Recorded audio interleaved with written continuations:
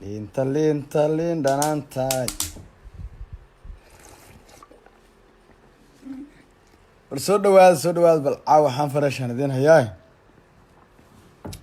Dhaanta waa saana, dhaanta waa hebela, dhaanta waa tana. Wax walba kaana unuka idin hayno. Waninka oo sugayseen, waninka oo soo ducayseen, waninka qaarkiin soo habaarayseen, waninka qaarkiin beenta ka sheegayseen, waninka qaarkiin runta ka soo sheegayseen. Caawade insha Allah waxaad u sugayseen iyo sababtaan u xidhnaa, cidaan u xidhnaa iyo waxaan ahaa intaba insha Allah anigoo xor ah ayaan idinla wadaagi doonaa. Waan rajeynayaa inaad live ka share gareyn doontaan. Waan rajeynayaa wax ka yar 15 minutes inay dad aad u badan halkan soo fuuli doonaan insha Allah. Anigana waxaad iga sugaysaan, maxaad iga sugaysaan? Warbixin fiican oo qurux badan ay ku jirin, anaan ku jirin, dagaal ku jirin, intaba insha Allah idinla wadaagi doonaa. Balse waa goorma? Waa markii si fiican dadka live ka soo fursamaan. Waa la iga dareemaa Soomaaliya liin soo cabi wajiga. Allah xabsi wallahi su'aala bahal baa igu soo cunay magaciisa ma aqaan maxaa la jiray hoos ku soo qor xabsiga waxa dad ka cunay booda maan wax kale maxaa magaciisa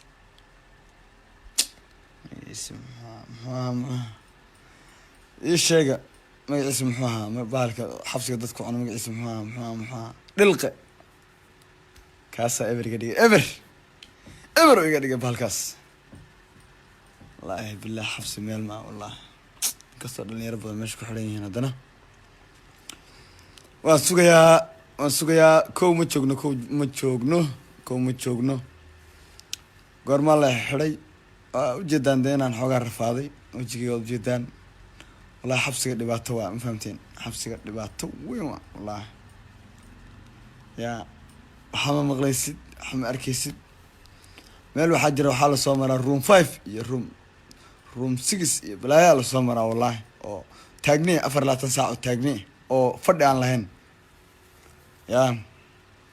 soo madoobaatay ma cadaan ma taala meesha wadagtiina cadaan ma taala hala share gareeyo live ka wallahi inaana caawa 600 ama 700 ka qof ka yar inaan waxba u sheegin runta idin sheegaa ka yar wax ma u sheegaa ani dada share gareeyeen ii sheega marka insha Allah warjina inaad soo badan doontaan inaad xogtooda sugayseen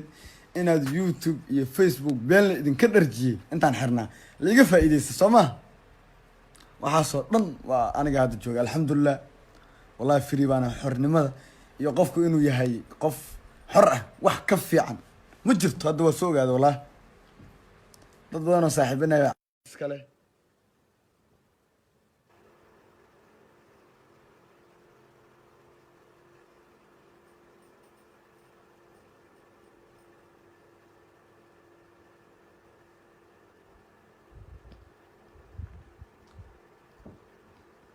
hala share gareeya dadka waa og MB-ga ugu yaro la MB-ga idinku yaro marka koobaad Allah subhanahu wa ta'ala ii suurta galiyay inaan xorriyadeyda doob helaya mahad iskale anigoo faraxsan caawa anigoo xora anigoo xabsi ku jirin maskaxdayda taam tahay alxamdulillah rabbil caalamiin marka labaad waxaan u mahad celinayaa dhammaan dadkii ka qayb qaatay in la soo daayo oo igu horeeyaan familkayga iyo asxaabtii kale ay qayb ka ahaayeen xasan maalin oo runtii nin dhalinyaro ah saaxiibanaya oo asaga laftirkiisu maalintii beejkan la xiri doono ka hor aan maartay qoraal aan u qalmin oo asaga laftirkiisa aan u fiicnayn aan halkan ka soo dhigay oo maartay saaxiibkeena si live aan uga raali gelinayo qaybna ka maanta in la soo daayo waxaa kaloo rabaa inaan xaggan uga mahad celiyo dhammaan saaxiibadii kale oo nimcaan ay ku kaayeen iyo maxkamadda gobolka Banaadir gudoomiyaha maxkamadda runtii iyo dhammaan dadkii ilaalay maxaa la dhahay dacwadii iyo maxaa la dhahay wixii sharciga ma garanaysaa wixii la haystay marka walaalayaal dhammaantiin sidaad ogtihiin qofku wuxuu dadka kala bartaa markay dhibaato kula soo daristo markii aad xaalad dareento ayaad maartay wax walba kala ogaanaysaa alxamdulillah maanta waxaan ogaaday dadka cadowgayga dadka kale dadka beenta ii sheego, dadka ii qoslo, dadka maaragtay laakiin aan horumarkayga iyo maxaan dhahay wanaagayga aan rabin, balse jecel inay markasta god igu ridaan. dadkaas ayaan runtii kala bartay. fanaaniin Soomaaliyeed, shacab Soomaaliyeed ayaa ii soo duceeyey, ayaa maaragtay ilaahay ii baryay inuu ilaahay xabsiga soo daayo. kuwaasoo maaragtay ilaahay uu ka maaragtay ducadoodii uu ii aqbalay, alxamdulilah ayaan leeyahay. waxaan rabaa inaan idinka sheekeeyo wixii iigu daraa xabsiga aan kusoo arkay, wixii iigu la yaabka badnaa xabsiga kusoo arkay, dhibaatadii ugu weyneyd oo maaragtay aan xabsiga kusoo arkay, anigu hadda faraxsan caawa oo dareemaya inaan dhibtaa ka soo baxay. sidaa hadda aad wada dareemaysaan, codkayga wuu xidhan yahay, codkii aad iga ogeydeen maaha. codkaas wuxuu ii xidhmay waxa weeyaan dhibaatadii aan xabsiga kala kulmay, nadaafad daradii haddii ahaan lahayd, cunto xumadii iyo maxaa dhahay waxyaabihii kala duwanaa oon meesha kusoo arkay. runtii anigoo ka fikiraya ammaankayga iyo xaaladahayga gaarka, ma doonayo waxyaabo badan oo negative inaan sheego, laakiin wax yar baan ka dulmarayaa. waxa weeyaan sidaad wada ogtihiin oon horeyna idinku sheegay, aniga kiiska uu ka madax bannaan yahay wax hadda youtube-ka iyo facebooka la wareejinayo oo ah inaan shabaabnimo iyo wax lamid aan ku xidhanahay. waxaan idiin sheegay arrintaas inayna sal iyo been inayna raad sal iyo raad toona ayna lahayn. aniga aan qofkaa taqaana inaan ahay, meesha aan ka imid iyo cid kastoon ahay, backgroundkayga dhanna la wada ogyahay, oonan anigu waxaasaana ku lug lahayn. taasina ay keentay in si fudud oo alxamdulilah ilaahay baa ku mahadsan aan maanta xorriyaddeeda ku helo. aniga habeenkii isniinta ahayd ayaa waxaa laga soo wacay degmada saldhigga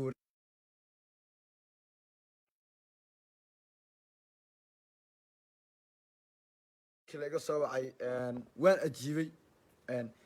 waan ajiibay runtii, waanan tegey. markii la yidhi dacwad baa kaa taalo, dhibaatada ugu badneyd oo maxaa la ugu xumeyd meeshaan kala kulmay waxaa iga raalli ahaada saldhigga degmada hodan ayaan dhibaatada ugu xumeyd kala kulmay. wallaahi been ma idiin sheegaaye, waxba idinkama qaran ummadda Soomaaliyeed. dhididkii aniga iga baxay, shamiitada intuu ka qulqulay wuxuu u baxay ilaa banaanku qulqulayay runtii, oo banaanka biyo caadi subaxi ayuu ahaa oo xabsiga ma garanaysaa qolka igu xidheen. balanta markii hore degmada ay ii yeereyseen waxay ahayn anaga dacwadaasaa noo timid, waxaan rabnaa inaan dadkaas runtii mana ka filinayn runtii in sidaas degmada la igula dhaqmo, oo sidaas sidii qof soo diloo kale la ila dhaqmo degmada. runtii ma jeclaysanin, waa dadkayga walaalahay, aad bay si xun bay maaragtay oonan jeclaysano qof muwaadin Soomaaliyeed aan loola dhaqmin bay ila dhaqmeen. xataa waxaan ku yihi biyaan ku tukada ii keena, wallahi ma ii keenin. biyaan ku tukada hataa way ii diideen. habeenkii 2 saac meeshaan istaagay saldhigga, qol madow oo maxaa la dad lagu xidhxidhi jiray, oo waxa yaala qashinka iyo bahla galeenka, waxa yaala aadan malaysan karaynin baa runtii baa la igu soo xareeyey. salaadeed waan iska niistay, alxamdulillah waan iska tukanayay. waxa iswadaba waagi ay bariyey. runtii aad bay maaragtay ii dhiftay arrintaas, oo sida hadda dhafoorkayga ama wejigayga ka dareemi kartaan in dhibaato badan maaragtay iyo oo arrimo badan runtii inaa wejigayga waad u wada jeedaan, qofkaad wejigiisa taqina inaan ahayn. runtii xabsiga dhexe caadi buu iska ahaa. xabsiga dhexe ayaan ku xirnaa sidaad ogtihiin, oo gaal shiro haggaasaan ku xirnaa. aad bay ii soo dhaweeyeen maxaabiista runtii si fiican ba meeshaas. waxaa weeyaan ciyaalkii maxaabiista u soo dhaweeyeen meesha. waxaan ugu tegay niman wax walba la socda. waxaan dhahaye adigana ma noo timid, soo dhawow, caruuska soo dhaweey, waa kuu sacbinayaan maxaabiista. niman fani weeyaan, soo dhawow way sacbiyaan. si fiican bay ii soo dhaweeyeen. marka ciqaabta iyo maaragtay qof maxbuusa wixii la marsiinin baa la imarsiiyey. qof fanaana iyo qof xasaanad iyo qof shaqaal sina waxaas la ilama dhaqmin. laakiin midda aan marnaba iloobeyn waxa weeyaan degmada, waan ii sheegaya degmada hodan wallaahi bilaahi tallaahi. hadda markaan soo maray alaab baa iga tiilay, been ma disho, waan is celinayaa. xataa markaan galay dadka kasoo baxa waan nacay, ma arki karo wallaahi, waan dhibsanayay. yani waad dareemi kartaa meel qof lagugu ciqaabay oo aada lagugu dhibaateeyey, waad dareemi kartaa xanuunka iyo dhibaatada ay leedahay. subaxii xitaa markii anoo gacmaha ka xidhan lasoo bixiyey, taliyaha degmada wuu joogay. u canaantay xataa nimankii wuxuu yihi ka furo fanaanka katiinada maxaad u katiinadeynaysaan oobigaa la iga qorayay marka waa la iga furay inkastoo markii dambena laigu celiyey ilaa si dhiida ilaa maxkamadda aan ka tegaayo ilaa xabsiga aan katiinadaysnaa on gacmaha aan ka xirnaa haddana de waxaas nin ragaa loo yahay ragga dad madaxweyneyaal ayaa soo maray xabsi qofkii ugu horreeyey may runtii taas marka dhiirigelin bay siinaysaa laakiin wallaahi waxaan ku sigtay xataa inaan soomaali ma ihi yani sidii degmada la igula dhaqmay runtii dhibaatadaas ugu weynna ninka ii geysta waxaa taliya ku-xigeenka degmada inaad wada garanaysaan ani waxba igama gelin inaad wada garanaysa waan filayaa taliya ku-xigeenka degmada hodan ninka sidaas i ciqaabay isaga ayuu ahaa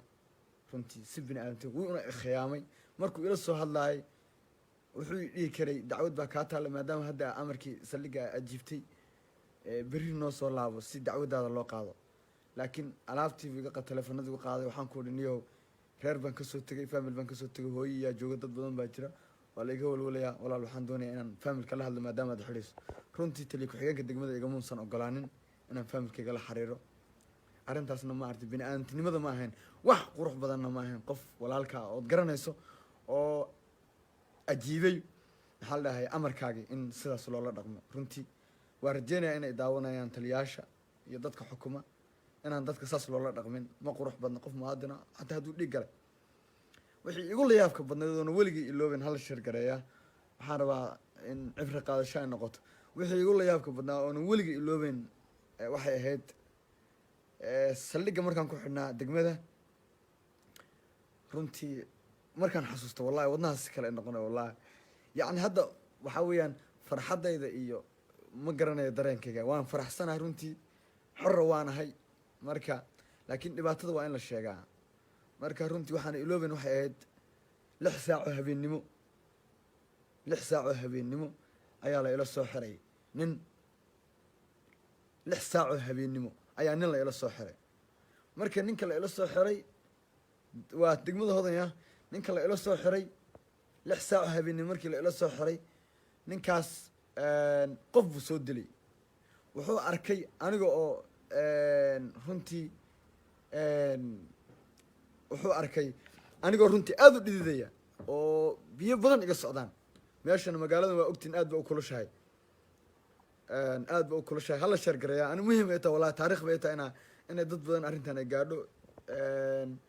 muhiim ay tahay wallahi muhiim ay tahay waayo wax badan baan soo arkay ma garanaysaa in waddankayga lagu ciqaabay aniga aan iska lahaa oo mar kasta wallahi aan ku faanayay marka wallahi marka markii la ila soo xiray ninkaas wuxuu igu yidhi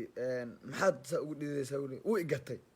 wuxuu yihi waxaa yaa ku soo xidhaan ku ihi markaasu wuxuu yihi waxaa ma qaranayo wuxuu yihi waxaa isoo xidhay mahad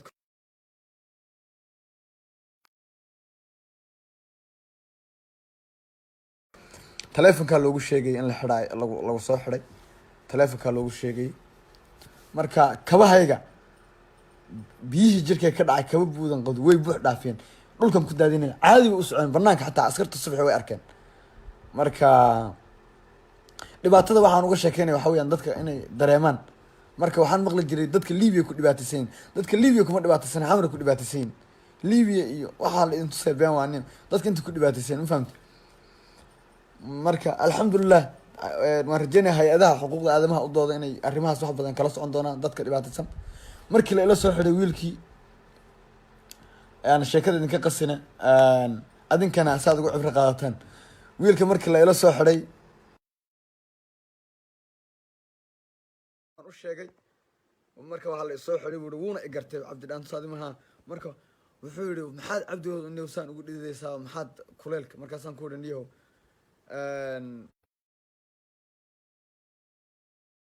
haddana waan caburmay meesha maadaama wasaq ahayd maansalugale iyo bahali iyo qashin iyo dad hore ugu soo xidhnaa kaadidood oo baca ku jiray iyo qolka oo degmada weeyaan xabsiga dhexe lama gaadhin qolka degmada weeyaan marka maxaad saa ugu dhidaysaa markuu igu yidhi waan u sheegay waxaan ku ihi niyow kiis yar oo qof aan isaf dhaafni darti waan u xidhanahay markaasuu uri walaal cabdi wax walba ilaahay qadartiis weeyaan anigoo qof soo dilay ayaa kula xidhan isdeji buu igu yihi runtii waan ilmeeyey si kala noqday ani dhan waan isbedelay marka waxaan sii cabdi dhaantow ilaahay noloshaada suu ku wada caawa ma wuxuu ku keenay qof bini aadam oo qof soo dilo dhig islaamaan qaba ah bilis la sheergareeyaa leefkayga waan ka codsanaa codsi weeyaan ayaan caawa aad xabsi kula jirtaa marka haddana waxaan ku odhaya alxamdulilah dhama lahaan adu sidii waagu noogu bariyey intii aan ku jiray baaritaanka c i d da iyo c i d da iyo maxkamadda wax dhibaataa lama arag runtii maxkamadda intaan ku jirana runtii maxkamaddu si fiican bay noo soo dhaweeyeen inta badan maxkamadda dadkii ka shaqeynaya macalooyaradii iyo abukaatayaashii dhammaantii dadkii xitaa warqadayda oo saxiixayay xabsiga dhammaantood waxay ka midaysnaayeen inay dhahaan arrinta dacwadeeda yani dadkii wada in laga laabto ay dhahaan dacwaddan hala laalo oo taasoo muujinaysa dadku inay aada u jiirnaxayeen oo ay ka diirnaxayeen yani qofka soomaaliga laakiin runtii waxaan aada uga xumaaday aada u dhibsaday ciidanka booliiska ku sugan degmada sida ay la dhaqmeen wallaahi qof muwaadinaan ahay walaalkood baan ahay ma qurux badna inay sidaas ila dhaqmaan ma wanaagsanayn qof wax soo dila maan ahayn faldambiyeed ma la igu soo qaban qof boliisa la sheergareeyaa hala sheergareeya maynan qurux badnayn waa rajeynayaa runtii dhibaatadaas iyo dhididkaas ana iga baxeen ayaga xanuun ma dareemayaan caawa laakiin qofka wax dareemay aniga weyaan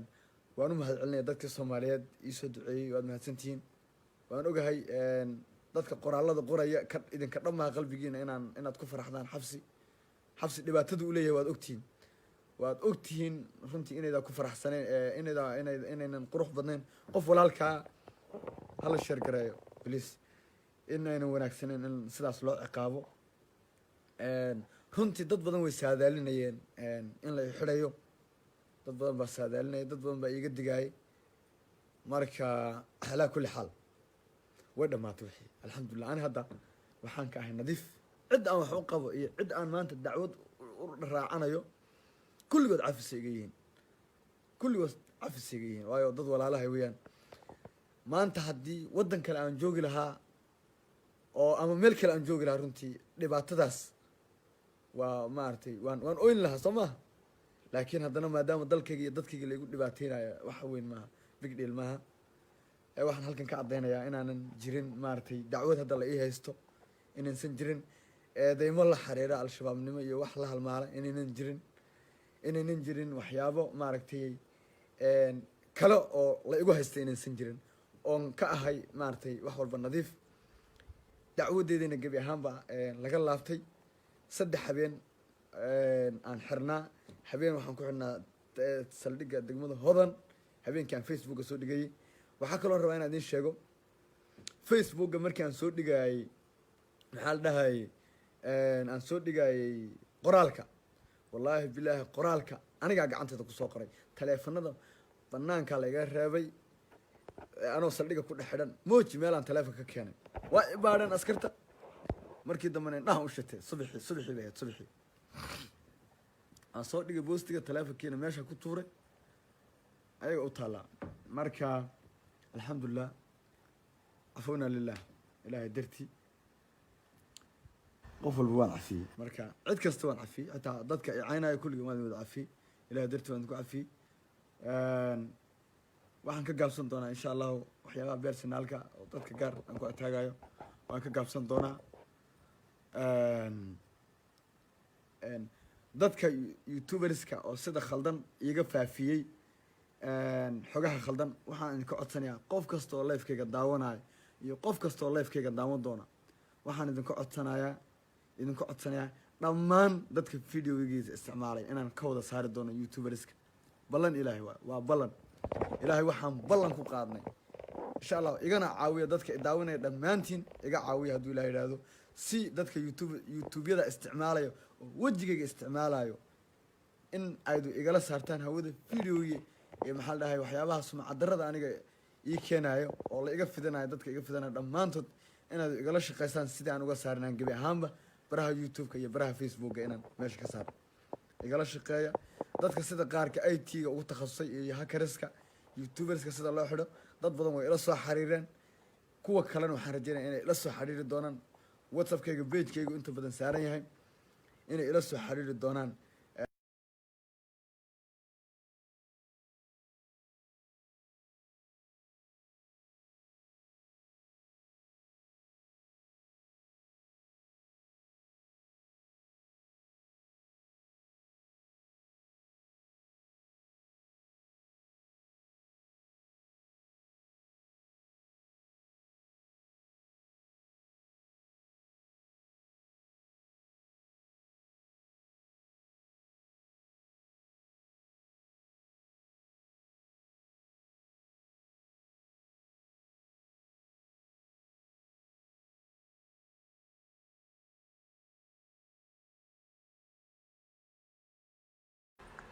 rag baa loo sameeyey rag baa ku xidhan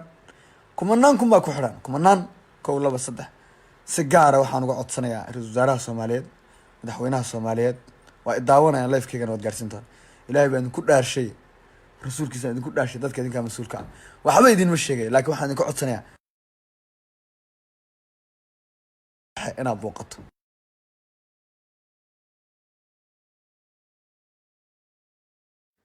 si kadis inaad ku booqan doonto ma doonayo anigu inaan hadda wax sheego cabdi waxaas la sheegay laakiin waxaan rajeynayaa inaan anigu dhibaato ka sheekeeyo ma doonayo laakiin si kadis inaad ku madaxweynaha kulligiin taliyaha hataa ma si kadis iyadoo looga inaad booqato xabsiga dhexe xaaladaas inaad wax ka soo ogaato bas anu ma sheegay hadda inaan wax ka sheegana ma doonayo laakiin aan soo aragto waxaa igu filan 3 habeen oo taagnida aan kusoo qaatay codkayga iyo muuqaalkayga waxa dhan isbedeleen taas maartay waanu mahad celinayaa si gaar iyo si guudba in alla intii gacan ka geysatay si gaara waxaan horeen waan u sheegay xasan macalin walaalkay xasan macalin raali gelin baan halkan ka siinaya maalin dhaweyto facebookiisa aan kusoo qoray al-shabaab nimi wax lamida walaalkay oo gef ku ah hadalkaas waan ka raali gelinayaa waxaa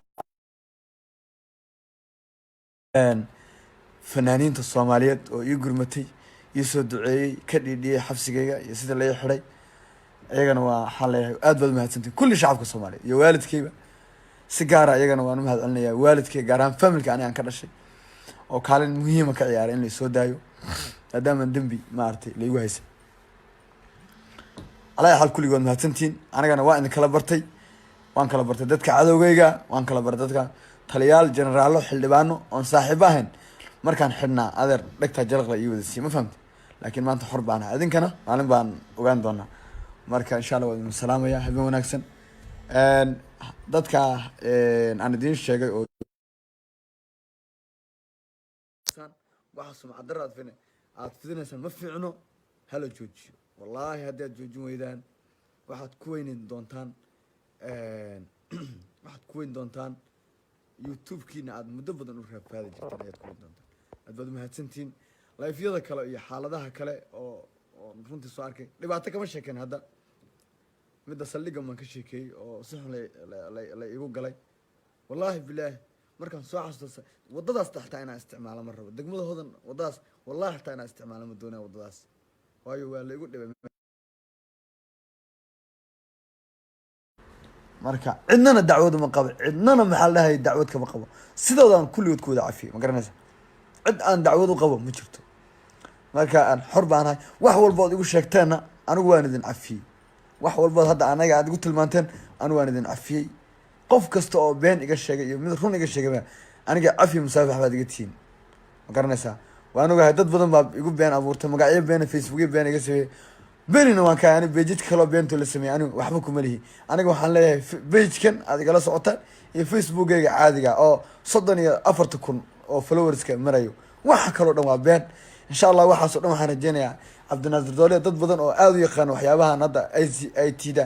kulli inay igala shaqeyn doonaan iyo saaxiibada kale ila soo xiriir doonaan inay igala shaqeyn doonaan dadka videos-kayga isticmaala iyo dadka sawiradeeda isticmaala iyo dadka accounts-kayga isticmaala dhammaantood inay maxal dhahayay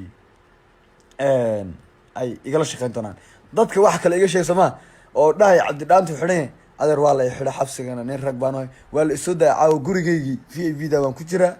xor baan ahay magaaladan xor baan ka ahay cid haysatana ma lahan waan u mahadcelinayaa cid kastoo maaragtay waan kusoo celcelinayaa qeyb ka geysatay si gaarana maxkamadda gobolka banaadir oo ugu horreeyay guddoomiyaha maxkamadda iyo dhammaan howlwadeenadiisa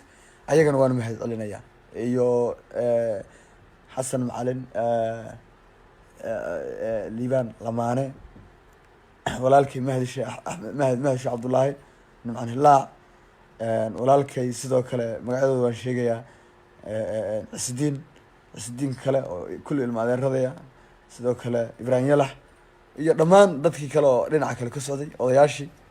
kulligood waad mahad celinaya maaragtay jisaar meehi nin abaal abaal qofkii abaal u galo garanayaan ahay waan u mahad celinayaa insha allah anigoo wejigaygu sidan ka duwan yahay ayaan maaragtay life idinla hadli doonaa xaaladaha kalena insha allahu aan maaragtay aan idinla wadaagi doonaa waan rajeynayaa inay ila soo xiriiri doonaan dadka u dhaqdhaqaaqa ama u ololeeya xuquuqaha dadka dhibanayaasha tusaale ahaan dadka xiran oo waan rajeyn doonaa insha allahu tacaala inay ila soo xiriiri doonaan dadka xuquuqda bini aadamka u doono sida gaarka ugu dooda marka waayo dhibaatooyinka badan oon hadda aan arkay inaan ka sheekeeyo anigan bay dhibaatay keenaysaa mooyin cidna faa'iido ma keenaysa ma garanaysaa marka insha allah waan salaamayaa iska kii cafiyo walaalayaal dhibka halayga joojiyo si dar ilaahay dhibaatada halayga daayo walaalkiin baan ahay dadka idacaadeynay iyo aflagaadada igu haayo waxba kama dheefaysaan waad igu aakhira seegaysaan anigan baa dembiga iga yareynaysaan iska kii daaya ma garanaysaa gaar ahaan dadka youtube-ka iska kii daaya nimayo lacagtaada iga dheefaysaan xaaraan bay idinku tahay oo been abuurka iyo dacaayadda iyo wax kale aad ku raadinaysaan dadka qabyaalada iyo qabiilka iyo waxaas qalbigiina ka buuxana adeer waxaas qalbigiina ka saara ayaan idin leeyahay ma fahmaysaa ka saara dhammaantiin guuleysta idinma ilaawi doono waana idin kala bartay dadka iisoo duceeyay dhammaantiin waan idin kala bartay aad baad mahadsantihiin ama walaalka laftirkiisa waxaa jira dad qof walaalkaa oo kula dhashay oo intaad xidhan tahay aan ku dareemeyn waxba kuusoo dirayn fiiri qofka xabsiga ku jiro taleefonka caadi ma garanaysa waxyaaba badan baa jiro markaad banaanka joogto ood qurux badan tahay ood shidan tahay walaalkay hebel saaxiibkii aa lagu leeyahay laakiin markaa maxbuus tahay oo dhibbaran tahay cid kuulaha soo hadlaysa malaha fahmaysaa marka qof walba qalbigiisa ha ku jirnaado inuu taxadar badan sameeyo dadkana inayna isku mid ayna idiin noqon kulligiina dadka waydu kala baran doontaan aniga maanta dadka waan kala bartay muuqaalkayga iyo wejigayga waad ujeedaan 3 habeen isku xigtay waan taagnaa fahmaysaa dhidid baa iga daaya ma fahmaysaa dhidid caadi iga daaya lugahayga ilaa hadda waxa weeyaan ilaa hadda lugahayga wallahi waa baraf caadiya ma garanaysa baraf bay noqdeen marka dhib ma lahan waan cafiyey waddankayga iyo dalkaygii baa laygu xafsiyey dhibaatana ma qabo 3 cishaan kusoo baxay alxamdulilah dadka siyaabaha qaldan u fidinayana anigu alxamdulilah anu qof muwaadina oo shacbaan ayaan ahay shabaab ma ahi balaayo kale ma ahi cid kale uma shaqeeyo waxaan shaqeey qof shacab oo dadkaas xuquuqdooda iyo maaragtay xuquuqaadkiisa iyo waxaas maaragtay u dooda oo ka shaqeeya ayaa noqon doonaa insha allahu tacaala wax baynu kala faa'iidi doonaa adinkana waan rajeyn doonaa inaad i cafin doontaan inaydu maaragtay aydu iisoo ducayn doontaan anigana insha allah qur-aan baan isku akrin doonaa qur-aan baan saari doonaa qalbigaygana insha allah okay iska noqon doonaa waxyaabihii dhibaatadii aan la kulmay kullina insha allahu waan siday tahay baan ku cafiyey waana cafin doonaa insha allahu tacaala marka khayr baa idin rajana walaal habeen wanaagsan guuleysta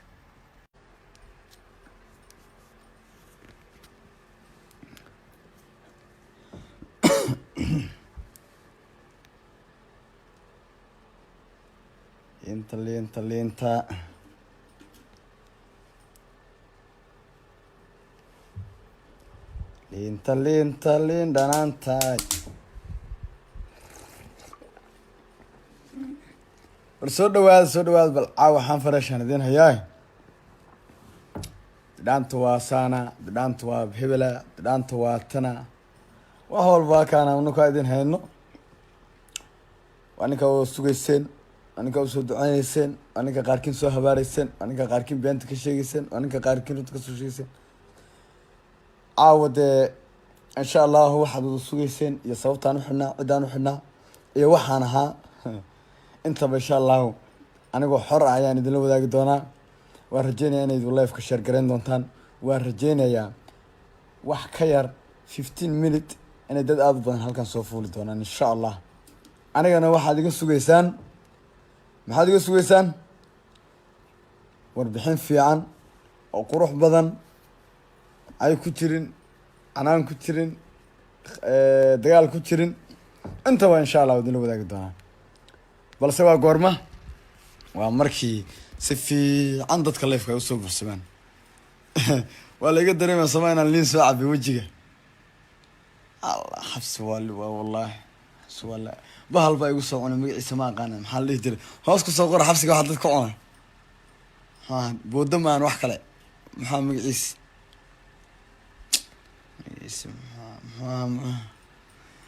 ii sheega magaciisa muxuu ahaa bahalka xabsiga dadka cunay magaciisa muxuu ahaa dhilqe kaasaa eber iga dhigay eber oo iga dhigay bahalkaas wallaahi billahi xabsi meel maa wallahi inkastoo dhalinyaro badan meesha ku xidhan yihiin haddana waan sugayaa kow ma joogno goormaa la xidhay waa ujeedaan dee inaan xoogaa rafaaday wejigii waad ujeedaan wallahi xabsiga dhibaato waa ma fahamteen xabsiga dhibaato weyn waa wallahi yaa waxaa ma maqlaysid waxaa ma arkaysid meel waxaa jira waxaa lasoo maraa room 5 iyo room 6 iyo balaayaa lasoo maraa wallahi oo taagniya 24 saac oo taagniya oo fadhi aan lahayn yaa soo madoobaatay ma caddaan maa taala meesha waad ogtihiin caddaan maa taala hala sheer gareeyo live-ka wallahi